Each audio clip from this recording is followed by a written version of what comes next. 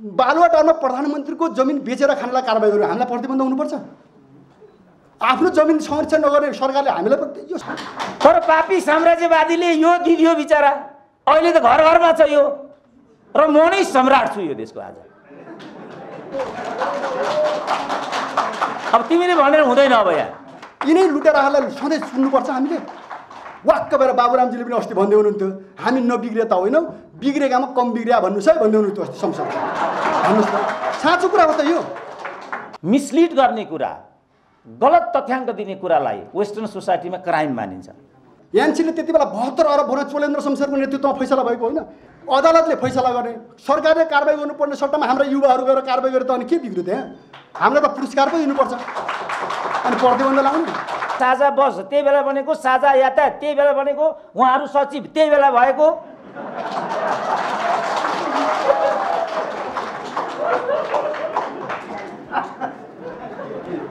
अनि त्यो गर्यो भने चाहिँ प्रतिगामी अरे सुरेन्द्रै केसी प्रतिगामी अरे गाँठे आमा। मिल्दैन भन्नेहरू लुटेराहरू, त्यो भन्नु पर्यो नि त। हरेक सत्ताले सुन्नु होला, हरेक सत्ताले एउटा लुटेरा वर्ग जन्माउँछ। हामीलाई थाहा छ नेपाली जनताले वैज्ञानिक समाजवादी हामी त पुच्च मनोबलका साथ आएका छौँ नि। कसले हाल्छ यो लुटेरा पुँजीवादलाई भोट? कसले हाल्छ यो संसदीय व्यवस्थालाई भोट? कसले हाल्छ यो देश बेचुवाहरूलाई भोट? भन्नुहोस् त। अब तपाईँहरू जनयुद्ध भए ठाउँमा आउनुहोस्।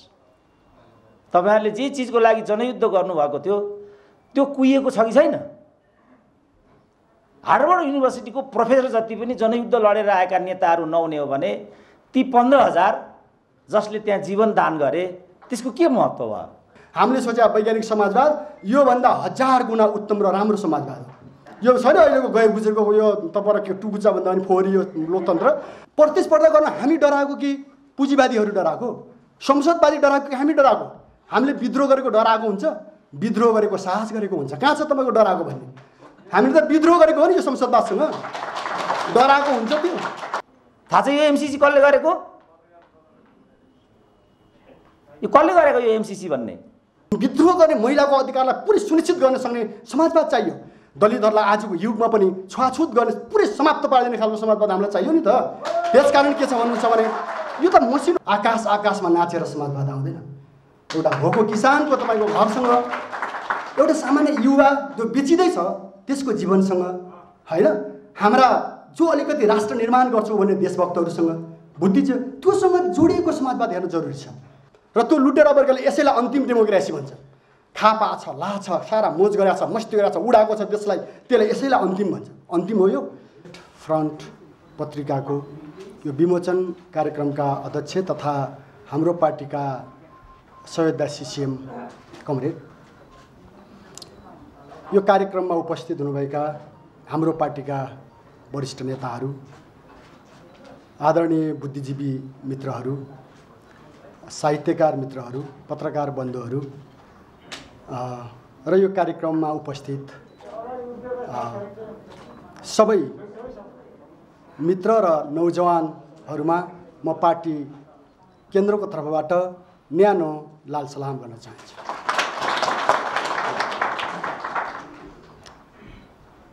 सर्वप्रथम यो आज एउटा खुसीको क्षणमा हामीले सधैँ एउटा छलफल पार्टीमा गर्ने गरेका छौँ कि पार्टीले कसरी सोच्छ त्यो धेरै महत्त्वपूर्ण कुरा छ। तर त्यसलाई बुद्धिजीवीहरूको बिचमा, नागरिकहरूको बिचमा, जनताको बिचमा र अन्तर्राष्ट्रिय क्षेत्रसम्म पनि विचार पुर्याउने कुरा धेरै महत्त्वपूर्ण छ। र कैयौँ कुराहरूलाई समयमै त्यो गर्न सकिएन भने फुलहरू झर्ने सम्भावना हुन्छ। फुलहरू फुल्छन् र त्यो फुलेका फुलहरूलाई समयमै हामीले चाहिँ अन्तर्राष्ट्रिय क्षेत्रमा या उचित ठाउँमा चाहिँ प्रस्तुत गर्न सक्नुपर्छ भन्ने हाम्रो दृष्टिकोण थियो। र त्यही दृष्टिकोण अन्तर्गत रेड फ्रन्ट प्रकाशित भएको छ र त्यसमा हामीले सबै गहिरा विषयहरू राखिसकेका छैनौँ।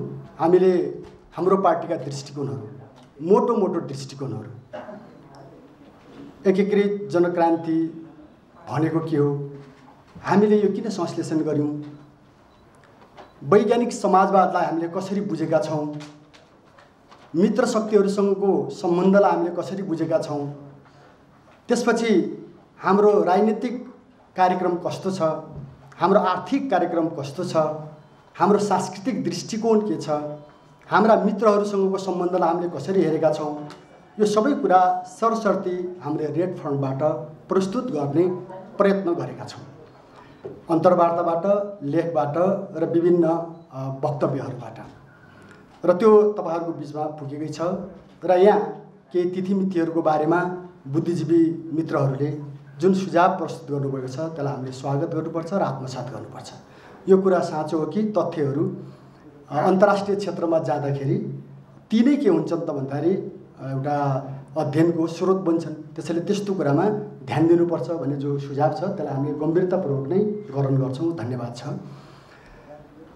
त्यसपछि आउँछ कि कुरा हामीले दुईवटा विद्रोह गरेका थियौँ, यहाँहरू सबैलाई थाहा छ। एउटा हामीले कम्युनिस्ट आन्दोलनमा देखा पर्न थालेको विसर्जनवाद, अवसरवाद, अराजकतावाद जो मान्यताहरूबाट फर्किँदै गएको थियो कि दृष्टिकोणबाट, आफ्नो आदर्शबाट, विचारबाट, नीतिहरूबाट फर्किँदै पतन हुँदै विचलनतिर गइराखेको हामीले देख्यौँ। र हामीले त्यति बेला माओको एउटा उक्तिलाई सम्झ्यौँ, गलतको विरुद्धमा विद्रोह गर्नु हरेक नागरिकको अधिकार हो, जनताको अधिकार हो। जति बेलासम्म लोकतन्त्रले या समाजवादले जनताको विद्रोहको अधिकारलाई सुनिश्चित गर्दैन, मानव मुक्तिको कल्पना गर्न सकिँदैन, त्यो भित्र होस् या बाहिर होस्। त्यसैले हामीले ठुल्ठुला बहसहरू चलायौँ र हाम्रै अगुवाहरू, नेताहरू, त्यति बेलाको सन्दर्भमा जनयुद्धको नेतृत्व गरेर आउनुभएका नेताहरूको विरुद्धमा हामीले विद्रोह गर्यौँ। त्यो एउटा निकै गम्भीर विषय थियो। जो कुरा हुनुपर्छ कि पर्दैन भन्ने एउटा नेपालमा डिबेट थियो। हामी अलग हुनुपर्छ कि पर्दैन, हुनुहुन्छ कि हुन्न, ठुलो बहस थियो। र कैयौँ मित्रहरूले मलाई भेटेर भन्नुभएको छ, अहिले नगरौँ, अझै समयको भएको छैन, आत्तिनु हुँदैन, बुढाहरूलाई सम्झाउनु पर्यो, सबैलाई मिलाउनु पर्यो, तपाईँहरूले पनि यहाँभित्र बरु अरू गर्नुहोस्। र कहिलेकाहीँ यस्ता अनौठा लाग्दाखेरि सुझाव पनि आए, बरु के हल गरिदिनुपर्छ, हामी हल गरिदिन्छौँ।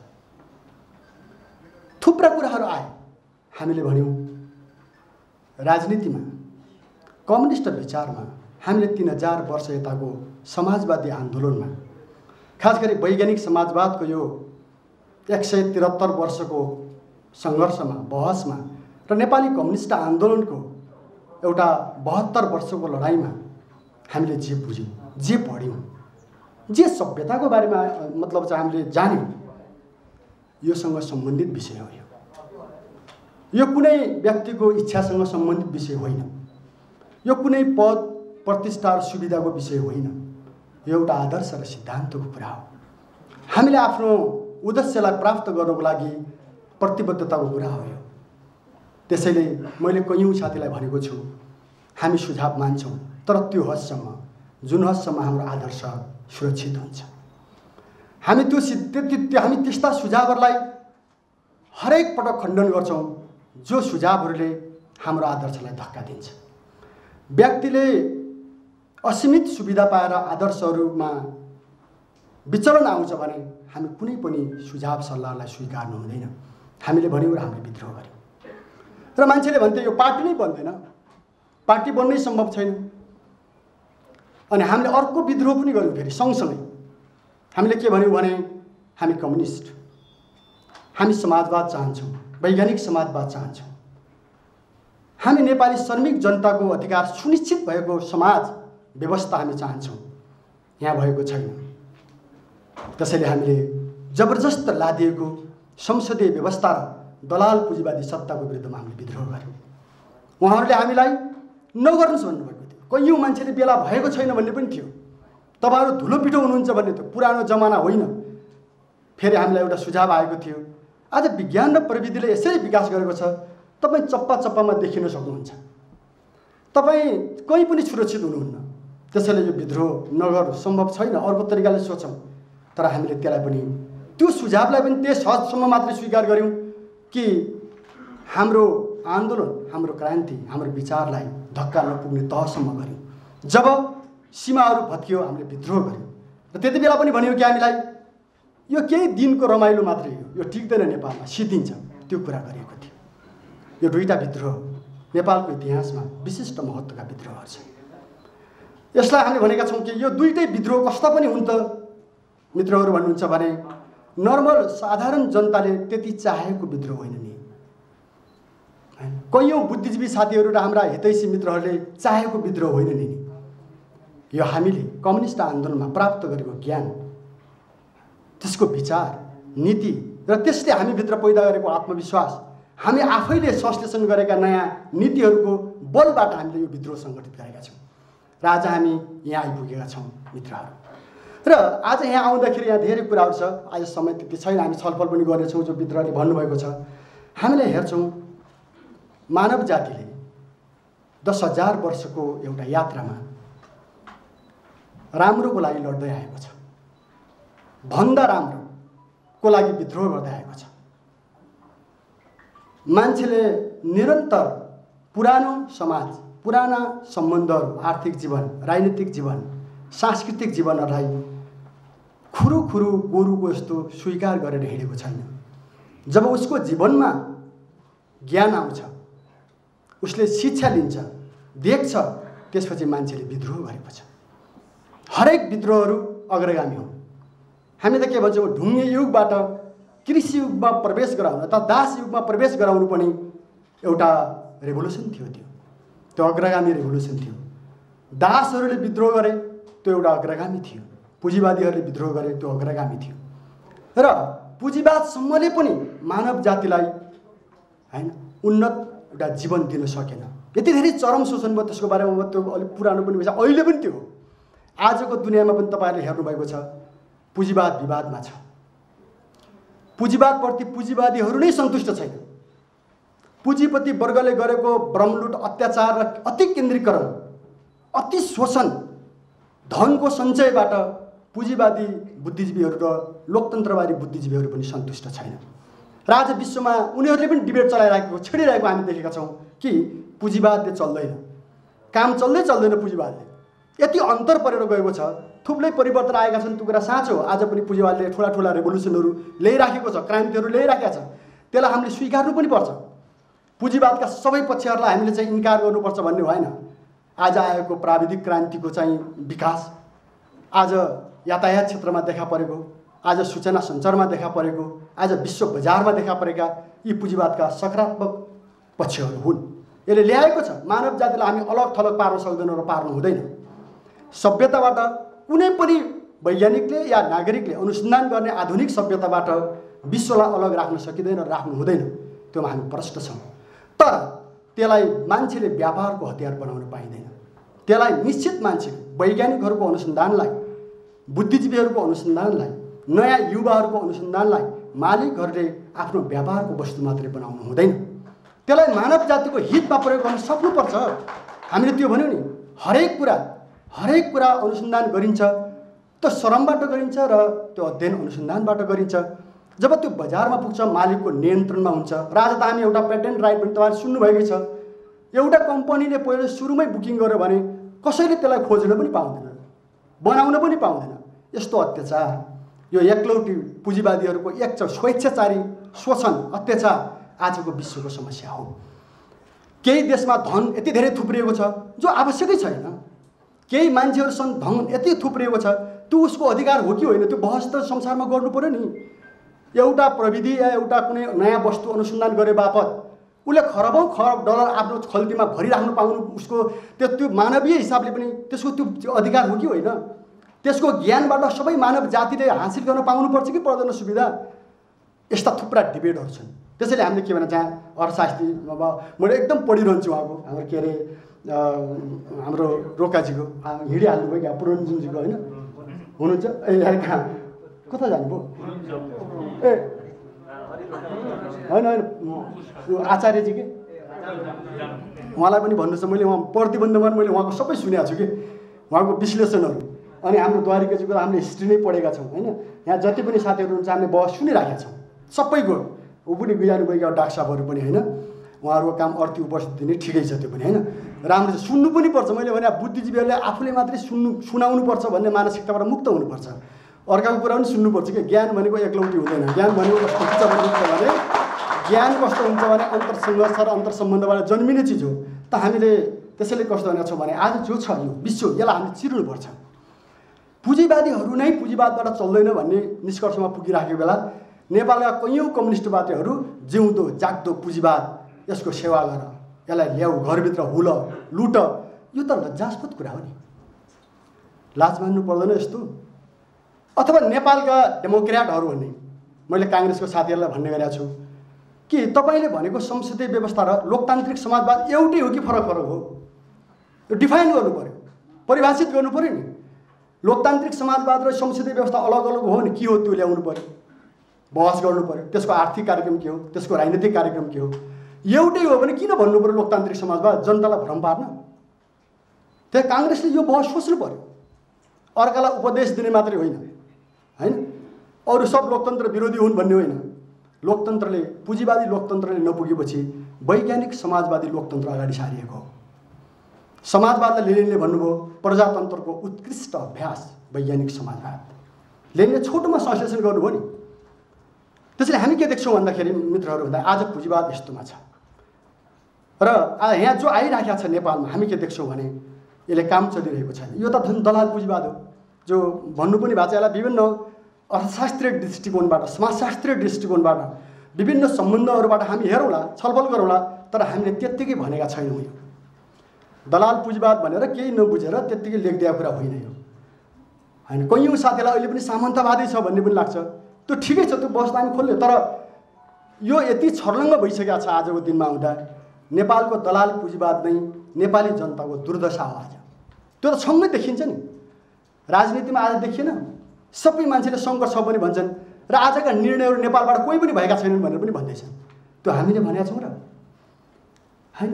राति 12 बजीको निर्णयले हामीलाई लादियो भन्छ एउटाले, अर्कोले 42 अरब यहाँ खर्च गरेर अर्को गरिरहेको छ भन्छ अर्कोले यहाँ बाहिरबाट आकाशवाणी आइराखेको छ भन्छ। सबै के हुन्? कुनै पनि पार्टीले आफूलाई चाहिँ त्योमा छु चाहिँ भन्ने आँट नगर्ने, तर सबैले सबैलाई त्यही भनिरहेको छ नि। यो राजनीतिको दलालीकरण हो, भद्दा दलालीकरण। आफ्ना जनताको निर्णय लिँदा, आफ्नो देशको निर्णय लिँदा आफैले सोच्न सकिँदैन र त्यो नीतिलाई लागू गर्न सकिँदैन भने किन नेता बन्ने, किन पार्टी खोल्ने, किन त्यसको नेतृत्व गर्छु र देश चलाउँछु भन्ने? त्यो त गलत छ नि त। अनि यो कि दलाल पुँजीवाद नभएर के हो? यो राजनीतिको दलालीकरण नभएर के हो? पार्टी एकता गर्दाखेरि नि विदेशी चाहिने, पार्टी फुटाउँदाखेरि नि विदेशी चाहिने, सरकार ढलाउँदा पनि विदेशी चाहिने, सरकार बनाउँदा पनि विदेशी चाहिने, दिउँसो पुगेन राति गर्नुपर्ने, राति पुगेन हवाईजहाजमा चढेर गर्नुपर्ने, बिरामी भएर ढाड फुस्काएर गर्नुपर्ने, विदेशका हस्पिटलमा भरिएर गर्नुपर्ने। के हो? पञ्चायतको बेलामा यति अचाक्ली थिएन कि, त्यही पनि हामी विद्यार्थी हुँदा चोटचोटै नारा लाउँथ्यौँ, पञ्चहरू घुँडा दुख्यो भने पनि उहाँ सिङ्गापुर पुग्छन् भन्थ्यो कि। आज त किन त्यस्तो हुँदैन? नभए बिरामी पनि स्टेजरमा हालेर बोकेर हिँड्छ मान्छे। यस्तो भन्ने त आएको त यो के? यो दलालीकरणको भत्ताहरू हो। त्यसैले हामीलाई जनतालाई सम्झाउनुपर्छ। यो अर्थतन्त्रमा हेर्नुहोस् त, विदेशी माल लिएर यहाँ बेचेर खाने बाहेक अनि विदेशको पुँजी लिएर यहाँ चर्को ब्याज लगाएर जनतालाई लुट्नु बाहेक यो पुँजीवादको कहाँ छ अर्थ? अन्त सबै विदेशीबाट सामान ल्यायो नेपालको बजार, अनि पुँजीको पलायन नेपालमा भएको। इन्डिया मात्रै हाम्रो पुँजी कति याद रहेछ भने पोहोर साल भन्नु सायद उहाँ थाहा छ, 4 खरबभन्दा बढी त इन्डियामा मात्रै पुँजी गयो यहाँबाट, नेपालबाट। अनि वस्तु ल्याउने, होइन, विचलन गर्ने, त्यसलाई तपाईँ शोषण गर्ने, पुँजी ल्याउने, एकाधिकारवादीबाट ठुला निगमहरूबाट पुँजी ल्याउने, नेपाली जनताको भएको पुँजी खोज्ने, यो दलाली पुँजीमा अर्थतन्त्रमा प्रवेश गरेको दलालीकरण हो नि त। कब्जा गर्ने, जमिनको कुरा, जमिन चाहिँ हिजो जमिनदारहरूको हातमा थियो, आज सबै दलालहरूको हातमा गइरहेको छ जमिन। किसानको हातमा खै जमिन अहिले? एउटा घडेरी किन्नको लागि यहाँ मान्छेले जुनीभरि त्यो हड्डी खुवाउँदा पनि सम्भव छैन अब नेपालमा। यो छ नि त, नेपालको जमिन त यहीँ छ नि, कोही गएको छ यहाँ? नेपालको धरती यहीँ छ, तर नेपाली जनता त्योमा उभिन पाउँदैन। आजको स्थिति त्यो छ नि त। त्यसले यो दलालीकरण हो, माफियाकरण हो। यो राजनीतिक सम्बन्ध र आर्थिक सम्बन्धले सांस्कृतिक सम्बन्ध पनि त्यस्तै बनायो नि त। चाकरी, गुलामी, लाज छैन, घिन छैन, होइन भन्नुहोस् त। अरूको अगाडि लम्पसार परेको छ, होइन। सत्ता पाउनको लागि देशै बेचौँला भन्ने अहिले एमसीसीको फेरि सुरु भइसकेको छ। यो त राम्रो यति गरेपछि हुन्छ भन्ने हो त विज्ञापन बजिराखेको छ, कति बेला त्यसैले गरिन्छ। चुच्चे नक्साको कुरा छ यहाँ।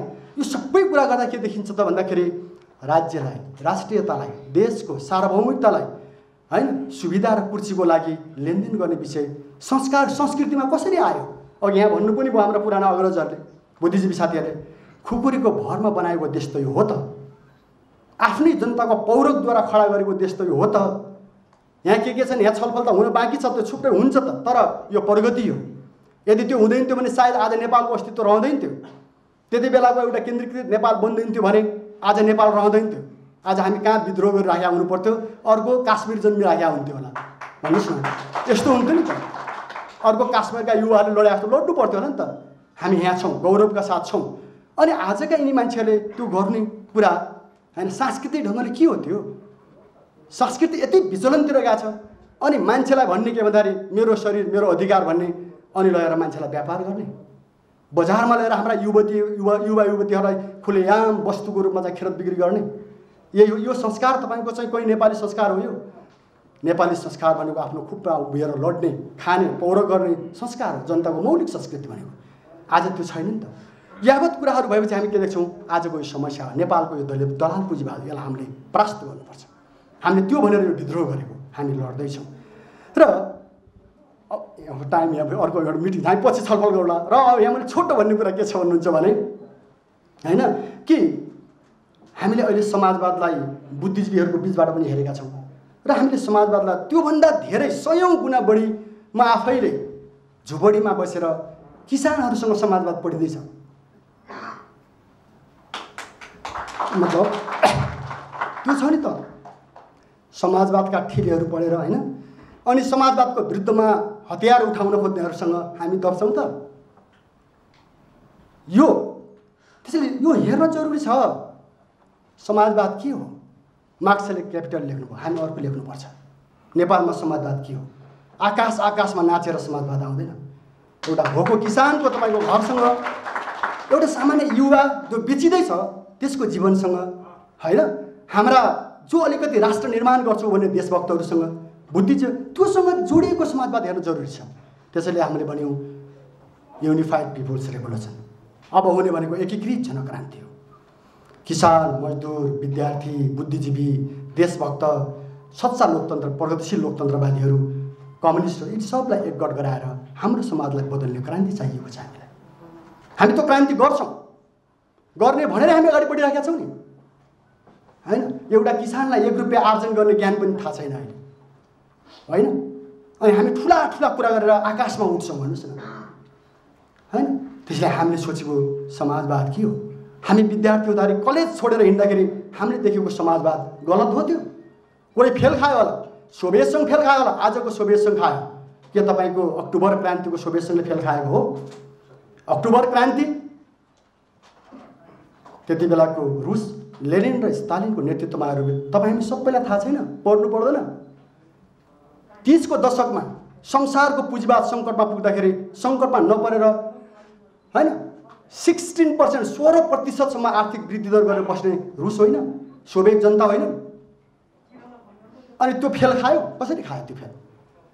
ब्रिटेनले, अमेरिकाले 100औं वर्षमा नगरेको विकास रुसका श्रमिक जनताले 15 वर्षमा गरेर उछालेको होइन। अनि हिटलरलाई परास्त गर्ने हाइड्रोजन बम हो, लालसेना होइन, तपाईँको चाहिँ स्टालिनग्राडबाट लखेटेर बर्लिनसम्म पुर्याउने श्रमिक जनताहरू होइनन्। यो कुरालाई हामीले के गर्नुपर्छ भने राम्रोसँग गहिरो गरी बुझ्नुपर्छ। त्यसैले मैले भनेको कुरा के हो भन्नुहुन्छ भने समाजवादी आदर्शबाट हामी किञ्चित विचलित छैनौँ र हुनु हुँदैन। आज प्रयोग हुँदैछ, चीनले एउटा प्रयोग गर्दैछ, हामी हेर्दैछौँ। चीन कति समाजवादी हो र कति पुँजीवादी हो त्यो पनि एउटा बहसको विषय निश्चित छ। तर म यति चाहिँ भन्छु, अमेरिकाको एकाधिकार पुँजीवादी वर्गभन्दा चीनको विशेषताको समाजवाद प्रगतिशील छ। त्यो साँचो कुरा हो। चीनको माओ सेतुङले खडा गरेको समाजवादको जगमा आज चीन जहाँ आइपुगेको छ त्यो चीनले हो आजको चीन बनाएको।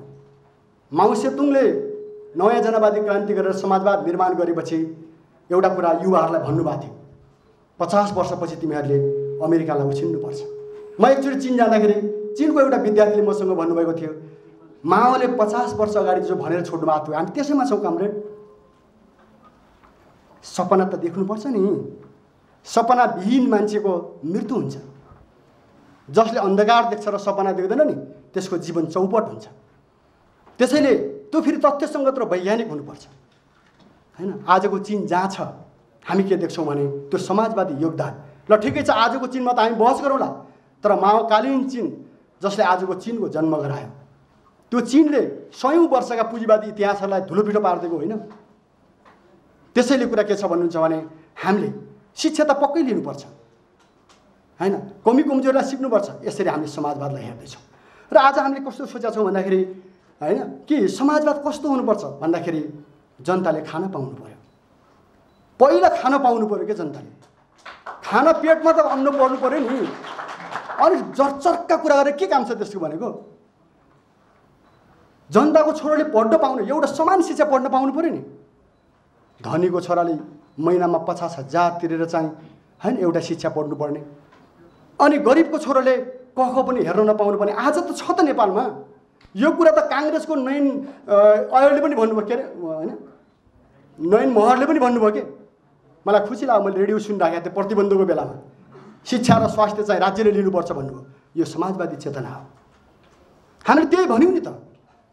जनताले खान पाउनु पर्यो, जनताले पढ्न पाउनु पर्यो, समान पढ्न पाउनु पर्यो अवसर। अनि कम्युनिस्टको छोराछोरीले राम्रो पढ्नै हुन्न जस्तो कि पुँजीवादीको ठेक्का हो आधुनिक वैज्ञानिक सिद्धान्त के अरे शिक्षा पढ्ने, सबलाई लखेटेर जनताको छोराछोरीले पढ्ने। यो जो भ्रम गरिन्छ नि हामीले स्वास्थ्य, तपाईँ हामीले देखेनौँ गल्ली गल्लीमा के हालत भयो नेपालमा।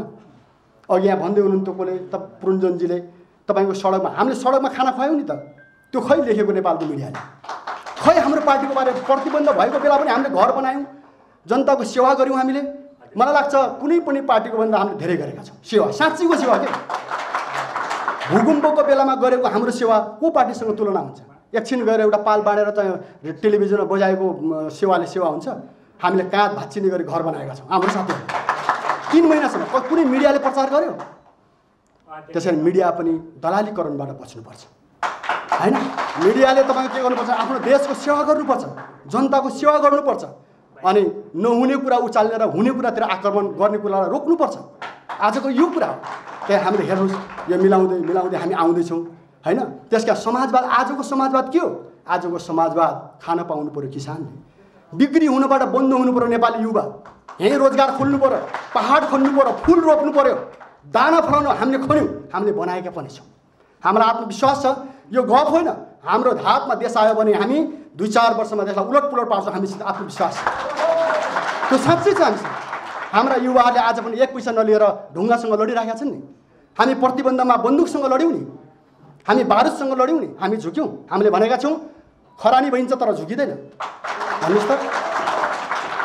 यो कुनै बनावटी कुरा होइन, आज पनि सत्य कुरा त्यही हो।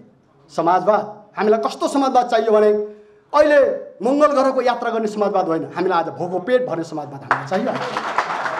हाम्रा छोराछोरी, जनताका छोराछोरीले पढ्ने समाजवाद चाहियो, स्वास्थ्य लिने समाजवाद चाहियो हामीलाई। हाम्रा नयाँ युवा युवतीहरू अरूको खेलाउन बन्नु नपर्ने, बिक्री नहुनुपर्ने समाजवाद चाहियो नि त। हाम्रो देशलाई अरूले चलाउन नपाउने समाजवाद चाहियो। विदेशी आएर हाम्रो सरकार नबनाइदिने समाजवाद चाहियो। विदेशीहरू आएर यहाँ पार्टी बनाइदिने समाजवाद चाहिएन हामीलाई, नबनाउने समाजवाद चाहियो, आफै निर्णय गर्ने समाजवाद चाहियो हामीलाई। महिलाहरूलाई आज जसरी दमन गरिँदैछ, विद्रोह गर्ने महिलाको अधिकारलाई पुरै सुनिश्चित गर्न सक्ने समाजवाद चाहियो। दलितहरूलाई आजको युगमा पनि छुवाछुत गर्ने पुरै समाप्त पारिदिने खालको समाजवाद हामीलाई चाहियो नि त। त्यसकारण के छ भन्नुहुन्छ भने यो त मसिनो, हामीले यही मसिनो समाजवाद हेर्दैछौँ। म अरू तपाईँहरूसँग पछि गर्नेछु, हाम्रो केही कुराहरू छ। त्यो कार्यनीति जन्म सङ्ग्रह भने के होला र भन्नुहुन्छ कयौँ साथीहरूले, के देला र के दिने कुरा हो, लिने कुरा हो भन्नुहोस् त। तपाईँहरूले गल्ली गल्लीमा भन्नुपर्छ, घर घरमा भन्नुपर्छ, तिमीहरूले हामीलाई कम्युनिस्टलाई बन्दुके भन्ने, अधिनायकवादी भन्ने लाऊ न त। ल चुनाव हामी तयार, देऊ न त। यो पुँजीवाद ठिक कि यो लुटेरा पुँजीवाद ठिक कि जनताको समाजवाद ठिक? समाज के चुनाव गरौँ न त। यिनै लुटेराहरूलाई सधैँ सुन्नुपर्छ हामीले? वाक्क भएर बाबुरामजीले पनि अस्ति भन्दै हुनुहुन्थ्यो, हामी नबिग्रे त होइनौँ, बिग्रेकामा कम बिग्रिया भन्नुहोस् है भन्दै हुनुहुन्थ्यो अस्ति संसदमा। भन्नुहोस् त, साँचो कुरा हो त यो होइन? बाबुरामजीले ठिक भन्नुभएको छ त्यहाँ होइन? त्यसैले के देखिन्छ त मित्रहरू भन्नुहुन्छ भने, कमरेडहरू भने कि हामी त्यस्तो एउटा समाजवाद हामी ल्याउँ न त। जन्मसँग दिनुहोस् न त, ल्याउँ न, खोसेर ल्याउने हो, त्यो लड्ने हो युवाहरू होइन। चोकचोकमा 36 सालमा जन्म संग्रह हुन्छ, आज गर्न हुँदैन? पञ्चायत ठिक कि बहुदल ठिक भनेर चुनाव गर्नुहुन्छ, आज पुँजीवाद ठिक कि के अरे समाजवाद ठिक भनेर चुनाव गर्न मिल्दैन? मिल्छ नि? मिल्दैन भन्नेहरू लुटेराहरू, त्यो भन्नु पर्यो नि त। हरेक सत्ताले सुन्नुहोला, हरेक सत्ताले एउटा लुटेरा वर्ग जन्माउँछ र त्यो लुटेरा वर्गले यसैलाई अन्तिम डेमोक्रेसी भन्छ। खापा छ, ला छ, सारा मोज गरेको छ, मस्ती गरेको छ, उडाएको छ देशलाई, त्यसले यसैलाई अन्तिम भन्छ। अन्तिम हो यो? यसका त कैयौँ स्टेप, योभन्दा अगाडि थुप्रै खालका समाजवादको अनुसन्धान भइसकेको छ। त्यसैले गरौँ, यो हो कार्यनीति। कैयौँ साथीहरूको मनोबलै छैन, सायद साथीहरूले कोठाबाट त्यो देख्दा पनि देख्नुहुन्न। हामीलाई थाहा छ नेपाली जनताले वैज्ञानिक समाजवाद जाउँ, हामी त पुच्च मनोबलका साथ आएका छौँ नि। कसले हाल्छ यो लुटेरा पुँजीवादलाई भोट? कसले हाल्छ यो संसदीय व्यवस्थालाई भोट? कसले हाल्छ यो देश बेचुवाहरूलाई भोट भन्नुहोस् त? त्यसैले हामी जित्छौँ होइन, वैज्ञानिक समाजवादले जित्छ। यो वैज्ञानिक समाजवाद फेरि नेपाल कम्युनिस्ट पार्टीको होइन, यो बुझ्नु होला। नेपाल कम्युनिस्ट पार्टीको होइन नि यो त हरेक बुद्धिजीवीको क्षमतालाई सुनिश्चित गर्ने व्यवस्था हो यो। हरेक वैज्ञानिक प्रतिभाशाली मान्छेहरूलाई, वैज्ञानिकहरूलाई जन्म दिने व्यवस्था हो यो। डाक्टर, इन्जिनियर, बुद्धिजीवी, प्रोफेसर, आधुनिक सभ्यतालाई जन्म दिने समाजवाद हो नि यो। सबै नागरिकको व्यवस्था हो यो, श्रमिक जनताको व्यवस्था हो नि। कहाँको कम्युनिस्टको मात्रै व्यवस्था हुन्छ त्यो? सभ्यताको जन्म दिने नयाँ व्यवस्था हो। त्यसैले समाजवादको बारेमा भ्रमित हुन जरुरी छैन, किनकि त्यसो होइन भने किन सबैले समाजवाद भनेको? काङ्ग्रेसले लोकतान्त्रिक समाजवाद, बाबुरामजीहरूले सङ्घीय समाजवाद, कमल थापाजीले राष्ट्रिय समाजवाद भन्न थाल्नु भएको छ, समृद्ध समाजवाद होइन। के हामीले वैज्ञानिकसँग ल प्रतिस्पर्धा गरौँ त? त्यहाँ पनि किन डराउने? प्रतिस्पर्धा गर्न हामी डराएको कि पुँजीवादीहरू डराएको? संसदवादी डराएको कि हामी डराएको? हामीले विद्रोह गरेको डराएको हुन्छ, विद्रोह गरेको साहस गरेको हुन्छ। कहाँ छ तपाईँको डराएको भन्ने? हामीले त विद्रोह गरेको हो नि यो संसदवादसँग, डराएको हुन्छ त्यो भन्नुहोस् त। प्रतिस्पर्धा नगरेर पहिलेको जस्तो कि बम मात्रै हाने कि जुलुस मात्रै गर भन्ने कि दुइटै हालिन्छ, दुइटै गरिन्छ नि त चोरी खोजेपछि। तर कुरा के छ भन्दा त्यो बमको कुरा गरे होइन मैले, फेरि तपाईँलाई अर्को होला होइन। मैले भनेको कुरा के भने हामीलाई प्रतिबन्ध किन लाग्यो? यानसिललाई नेपाल सरकारले कारवाही गर्नु पर्दैन थियो? अहिले पनि 62 अरबको बहस आइरहेको छ होइन। यानसिलले त्यति बेला 72 अरब भएर चोलेन्द्र शमशेरको नेतृत्वमा फैसला भएको होइन? ल म हिँड्नेला भयो है। त्यसैले यो मैले अलिक भन्नु खोजेको छ कि कुरा होइन। अदालतले फैसला गर्ने, सरकारले कारवाही गर्नुपर्ने सट्टामा हाम्रा युवाहरू गएर कारवाही गरेर त अनि के बिग्रियो त्यहाँ? हामीलाई त पुरस्कार पो दिनुपर्छ अनि प्रतिबन्ध लाउनु। त्यो यो कुरा छ। माफिया बालुवाटारमा प्रधानमन्त्रीको जमिन बेचेर खानेलाई कारवाही गर्यो, हामीलाई प्रतिबन्ध हुनुपर्छ? आफ्नो जमिन संरक्षण नगर्ने सरकारले हामीलाई पनि, यो सबै बहस छ शिक्षामा, स्वास्थ्यमा, रोजगारीमा होइन। यो सबै जो छ मैले भने समाजवाद हामी यो यहाँ खोज्दैछौँ। समाजवाद ठुलो होइन, यही हो समाजवाद। यो पुरा हुन्छ हामी तयार, यो पुरा हुँदैन हामी विद्रोह, हामी सङ्घर्ष, हामी अगाडि बढ्छौँ, त्यो हो नि। त्यसकारण कुरा के छ भने अरू कुरा हामी पछि गर्नेछौँ। कम्तीमा यो सन्देश हामीले अझ सोध्दैछौँ कि वैज्ञानिक समाजवाद कस्तो भने भनिदिनु, मैले त्यो भन्नु छ। हामीले सोचे वैज्ञानिक समाजवाद योभन्दा 1000 गुणा उत्तम र राम्रो समाजवाद हो। यो छैन अहिलेको गए गुजरेको यो तपाईँलाई के टुकुचा भन्दा पनि फोहोरी यो लोकतन्त्र, योभन्दा 1000 गुणा राम्रो सफा लोकतन्त्रको कुरा गर्दैछौँ हामी। हामीलाई कुनै डर छैन जनताबाट चुनेर आउन, हामीलाई कुनै चिन्ता छैन। भोलि समाजवादमा पनि अर्थतन्त्रमा पनि नयाँ, सब नयाँ गर्ने हो, तर समाजवाद लिई छाड्ने हो। समाजवाद हाम्रो अधिकार हो। धन्यवाद।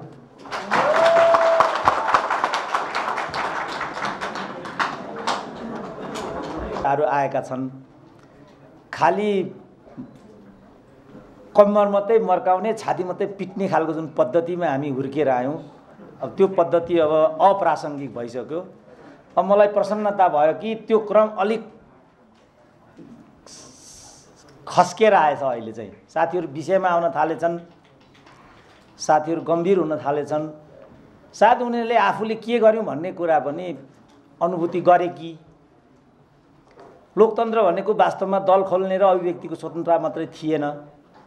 सँगसँगै लोकतन्त्र भनेको सामाजिक, सांस्कृतिक र आर्थिक सुनिश्चितताको ग्यारेन्टी पनि थियो। जनयुद्ध त योभन्दा पनि धेरै माथि थियो। तर लोकतन्त्रले के दियो, जनयुद्धले के खोस्यो? हिम्मतिला छोराहरूले त भन्छन् यो कुरा अब आएर, हामी ती हिम्मतिला मध्येका हौँ। त्यसकारण हाम्रो अधिकांश ठाउँमा हाम्रो बोली बिक्दैन, हाम्रा लेखहरू छापिँदैनन्, हाम्रा विचारहरूलाई मञ्च दिइँदैन। ठुल्ठुला टिभीहरूले, ठुल्ठुला पत्र पत्रिकाहरूले हामीहरूलाई दिँदैनन्। हामीले यो साम्राज्यवाद इत्यादिलाई जति नै गाली गरे पनि 21औं शताब्दीले ल्याएको पुँजीवाद र साम्राज्यवादको सबभन्दा ठुलो गिफ्ट भनेको चाहिँ विज्ञान र प्रविधि हो। विज्ञान र प्रविधिको क्षेत्रमा जुन यो सोसियल मिडियाको सेक्टर आएको छ, यो अगाडिपट्टिका यिनीहरू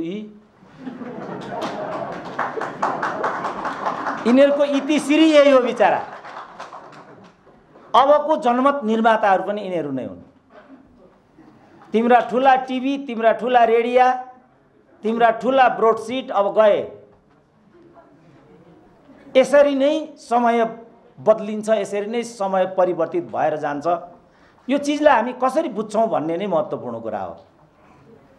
जित्नेको लागि संसार छ भन्ने कुरा नै यही हो। हालसालै हार्वर्ड युनिभर्सिटीमा एउटा घटना घट्यो। अब संसारको सबभन्दा ठुलो र राम्रो विश्वविद्यालय भन्छन् त्यसलाई। त्यहाँ एकचोटि जान पढ्नको लागि मान्छेहरू निकै नै लालायत हुन्छन्। सायद हाम्रो देशबाट त्यो हार्वर्ड युनिभर्सिटीमा पढ्ने 2 जना भनेर मैले सुनेको छु। एकजना त यदुनाथ खनाल हो, अर्को जनाको नाम मैले बिर्सिरहेको छु, जयराज आचार्य हो कि म बिर्सिरहेको छु। त्यहाँ पढेर आउनेमा यदुनाथ खनालको त ठुलो नाम नै थियो त्यहाँ। खालि उनले पढेको मात्रै होइन कि नामसहित पढेको। पढ्न त अरू पनि कैयौँ गएका छन्, हाम्रा कत्रा कत्रा डाक्टर छन् हाम्रो देशमा। त्यसको त्यत्रो अर्थ हुँदैन। त्यो डाक्टरलाई प्रतिबिम्बन गर्न सक्नुपर्छ र त्यसको जवाफदेहिता पनि बोध गर्न सक्नुपर्छ। त्यसपछि मात्रै त्यसको अर्थ हुन्छ। त्यस हार्वर्ड युनिभर्सिटीका सबभन्दा ठुला प्रोफेसरले गएको हप्ता हार्वर्ड विश्वविद्यालयबाट राजीनामा दिए र उनले के भने हार्वर्डले जुन ज्ञान दियो विश्वको लागि, संसारका अधिकांश रुलरहरू, लिडर्सहरू, इकोनोमिस्टहरू, एक्सपर्टहरू प्रोड्युस गर्ने युनिभर्सिटी हो त्यो भनेको चाहिँ। त्यस्ता नीति निर्माताहरू, विज्ञहरू उत्पादन गर्ने हार्वर्ड युनिभर्सिटीका ती प्रोफेसरले यो भन्दै राजीनामा दिए कि वास्तवमा हार्वर्ड विश्वविद्यालयको ज्ञान अब कुहियो, सड्यो। यस्तो विश्वविद्यालयको प्रोफेसर हुनुको अब अर्थ छैन। अब तपाईहरु जनयुद्ध भए ठाउँमा आउनुहोस्। तपाईहरुले जे चीजको लागि जनयुद्ध गर्नुभएको थियो त्यो कुहिएको छ कि छैन? हार्वर्ड युनिभर्सिटीको प्रोफेसर जति पनि जनयुद्ध लडेर आएका नेताहरू नहुने हो भने ती 15,000 जसले त्यहाँ जीवन दान गरे त्यसको के महत्त्व भयो? त्यसको खोजी वैकल्पिक क्रान्तिको सुरुबिन्दु हुनुपर्छ भन्ने मेरो आफ्नो मान्यता थियो।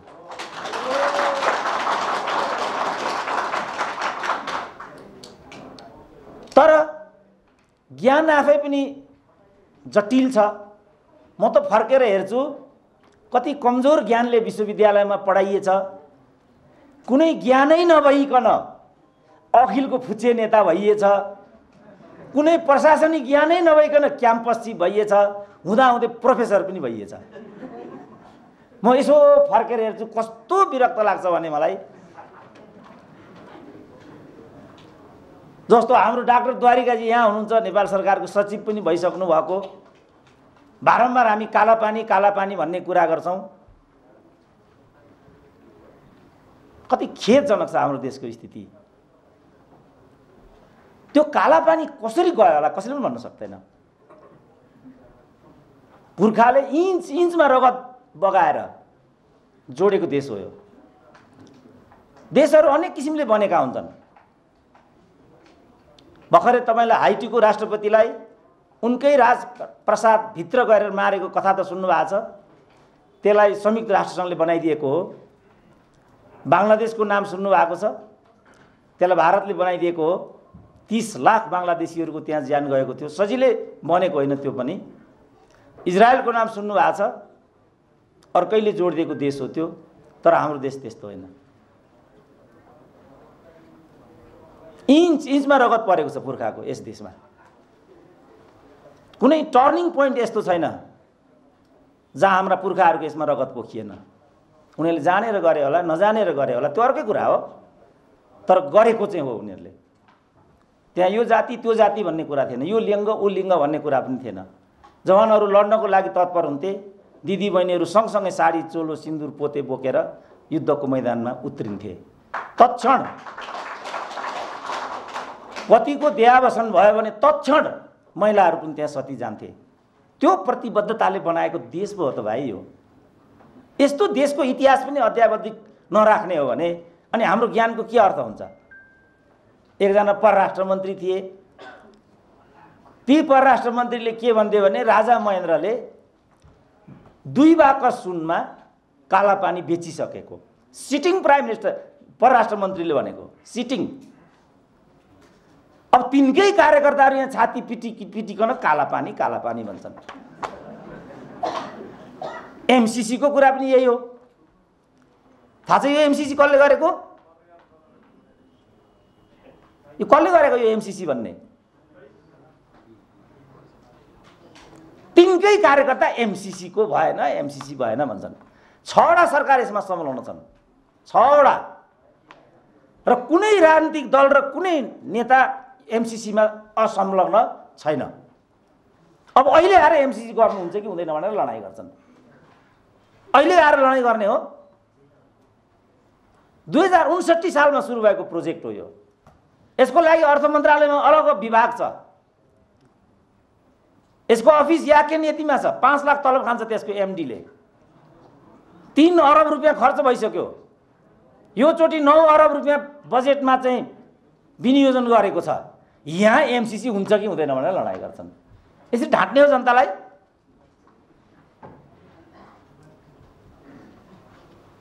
अब थोरै म यहाँ यसमा मात्रै केन्द्रित भएर म अन्त्य गर्न चाहन्छु। समय थोरै मात्रै भनिएको छ। पहिलो त साथीहरूले मलाई बोलाउनु भएको छ, यसको लागि धन्यवाद दिन चाहन्छु। म जे मैले अहिले बोले अधिकांश मेरो यो बोली सुन्न चाहँदैनन्, त्यसकारण पनि बोलाउँदैनन् होला भन्ने लाग्छ मलाई। तर पापी साम्राज्यवादीले यो दिदियो बिचारा। अहिले त घर घरमा छ यो, र म नै सम्राट छु यो देशको आज। अब तिमीले भनेर हुँदैन। अब यहाँ एउटा क्यामेराले पुगिहाल्छ, कुरा सिद्धिहाल्छ, र सबैभन्दा धेरै मान्छेले त्यही सुनिहाल्छन्। हिजो पो यसको पढ्नु, यसको सुन्नु, यस्तो कुरा भन्थे।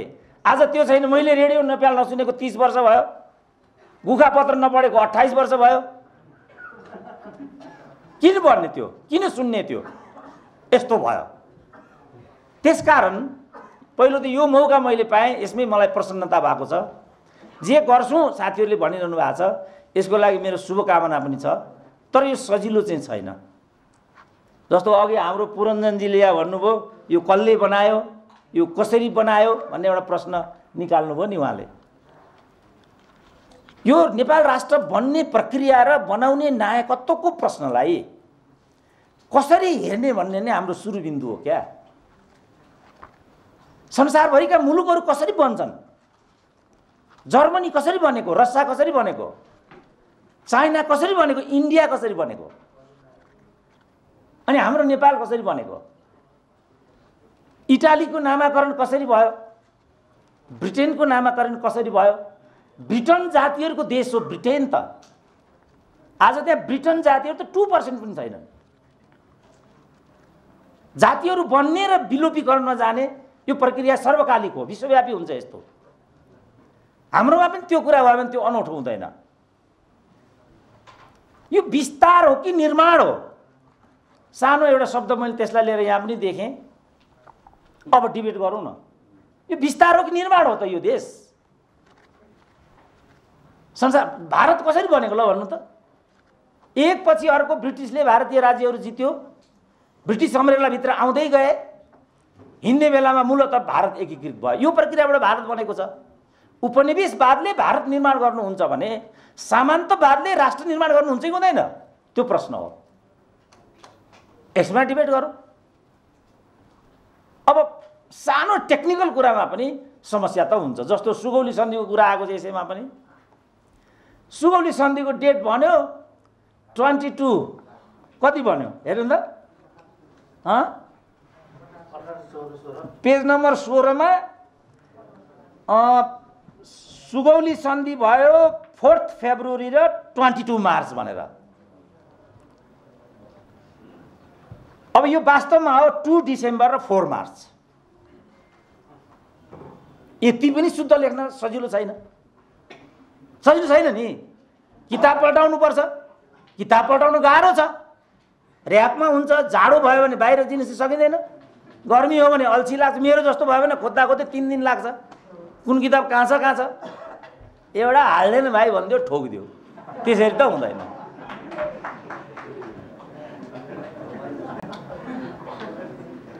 किनभनेदेखि जस्तो अन्तिम हो यो मेरो लामो होला भन्ने पिर भइसक्यो।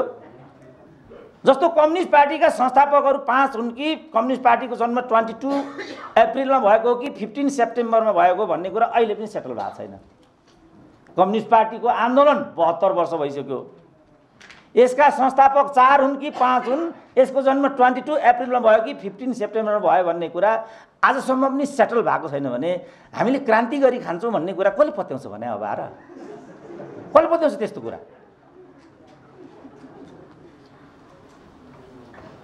अब अहिले कसैले भनेको छ नि यो 22 मा जन्मियो, कसैले भनेको 15 मा भएको, कसैले भनेको छन् 4 जनाले गरेको, कसैले भनेको छन् 5 जनाले। भर्खरै हाम्रो एकजना ठुलो नेताको निधन भयो, विष्णुबहादुर मानन्दरको।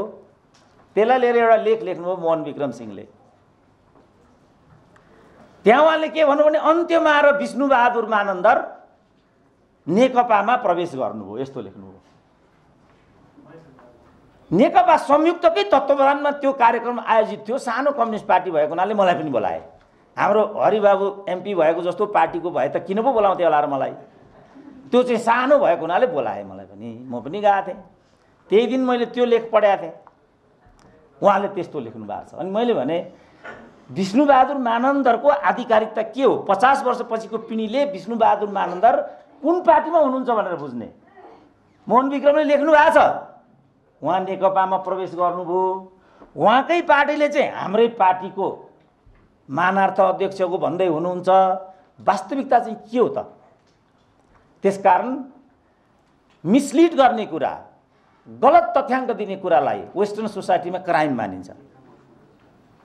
नजाने कुरा जानिन भन्नु त पाइयो नि। मैले यो जानिनँ, कन्फ्युज भयो, नेक्स्ट टाइम भन्नुला। जस्तो हाम्रा पालामा चाहिँ सरभन्दा जान्ने कोही हुँदैन भन्ने थियो। सर पनि त्यो एउटा मान्छे सबभन्दा जान्ने, ऊ कसरी हुन्छ र? उसले मेहनत गर्ने हो, मेहनत गरेर विद्यार्थीलाई आफ्नो ज्ञान दिने हो। कुनै कुरामा तलमाथि भयो भने विद्यार्थीसँग झगडा गर्नुको के अर्थ छ? सर यो त मिलेन भन्नु मानिलिनु तलको विद्यार्थीले। ठिक छ, मेरो स्रोतले यो भनेको छ, म यसलाई ट्याली गरौँला, भोलि यसलाई म करेक्सन गरौँला। सानो भइन्छ र? जिद्दी गऱ्यो भने त अब सानो भइन्छ। किन गल्ती हुन्छ? त्यो गल्तीमा जिद्दी गरेपछि त सानो भइहाल्यो नि। त्यो भएको हुनाले हाम्रो यो एउटा प्रचलन छ। समष्टिमा इतिहासलाई हेर्ने दृष्टिकोण बदलौँ, समष्टिमा आन्दोलनलाई समीक्षा गर्ने पद्धतिमा हामी अलिकति वैज्ञानिकता अपनाउँ। के भयो यो सबै कुरामा? किन यस्तो भयो? अहिले गणतन्त्र भन्ने छ, सङ्घीयता भन्ने छ, धर्मनिरपेक्षता भन्ने छ। जनयुद्धको सबभन्दा ठुलो उपलब्धि यो हो भन्ने कुरामा साथीहरूको जोड छ। यही हो त कुरा? यही भनेर जनयुद्ध भएको हो त? यसको जनयुद्धसँग सम्बन्ध कहाँनिर छ? यो त आफूसँग मात्रै सम्बन्धित हो मैले बुझ्दा। जनयुद्ध त सर्वहारा वर्गको अधिनायकत्व कायम नहुँदासम्म अविचलित र सम्झौताहीन तरिकाले वर्ग सङ्घर्ष चलाउने अभिप्रायबाट सुरु भएको आन्दोलन थियो मैले बुझ्दाखेरि। त यहाँ त त्यो भएको छैन त। सर्वहारा वर्गको कुरै छैन यहाँ, अधिनायकत्वको यहाँ कुरै छैन, कम्युनिस्ट पार्टीको वर्चस्वको कुरै छैन, केही पनि छैन त यहाँ। अथवा यसलाई साथीहरू प्रजातन्त्र भन्छन् होइन, घुमाउरो पाराले यसमा क्लेम पनि गर्छन्। सामन्तवादले अहिले जे राज्यका पूर्वाधारहरू छन् त्यो त महेन्द्रकै पालामा भएको त हो नि।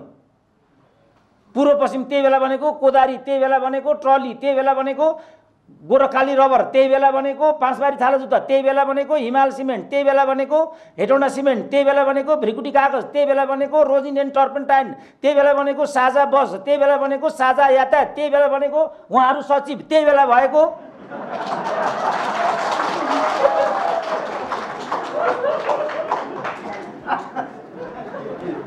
अनि त्यो गर्यो भने चाहिँ प्रतिगामी अरे सुरेन्द्रै केसी प्रतिगामी अरे गाँठे आमा मामा।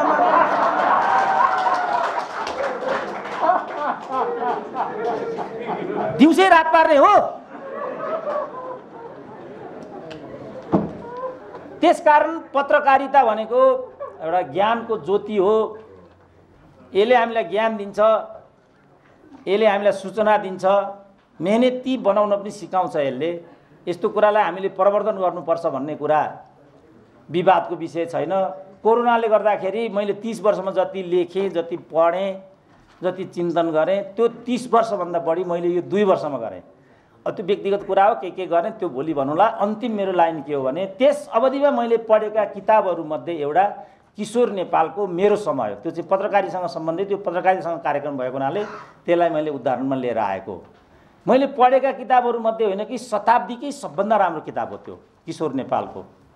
एउटा पत्रकारलाई राजनीतिसँग जोडेर पत्रकार हुन कति गाह्रो छ र नेपालमा चाहिँ त झन् साह्रो पत्रकार हुन कति गाह्रो छ, त्यसमा पनि बौद्धिक कुरो चाहिँ कति गाह्रो छ भन्ने कुराको समष्टि त्यो किताबले दिन्छ। र लास्टमा किशोर नेपाललाई हरेक पत्रिकाको सम्पादकबाट निकाल्दै लास्टमा त बाबु कान्तिपुरमा मेरो एउटा लेखसम्म छापिदिने हो कि भनेर अनुनय विनय गर्नुपर्ने ठाउँमा पुर्याएको कथा छ त्यसमा। त्यस्तो देश हो यो। किनभने जुन पुष्पलालले यो देशमा कम्युनिस्ट पार्टीको स्थापना गरे, लास्टमा तिनै पुष्पलाललाई गद्दार भनियो। यति पीडा उनलाई भयो, पारिवारिक पीडा, पार्टीको पीडा, अन्य पीडा, बिचरा मुटुको रोगले उहाँ 52 वर्षमा बित्नुभयो। आमा जति नै गलत भए पनि तिनी जन्मदाता हुन्, तिनी बोक्सी हुन सक्दिनन्। पार्टीको संस्थापकलाई गद्दार भन्नु र आमालाई बोक्सी भन्नु एउटै हो। तर यिनीहरूले त्यो पनि भने। यस्तो गल्ती हामी भविष्यमा नगरौँ।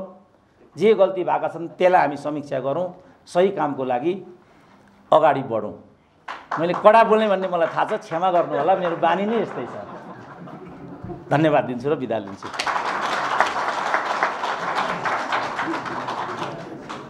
धन्यवाद राजनैतिक विश्लेषक प्राध्यापक डाक्टर सुरेन्द्र केसीज्यूलाई उहाँको महत्त्वपूर्ण विचारहरूको लागि।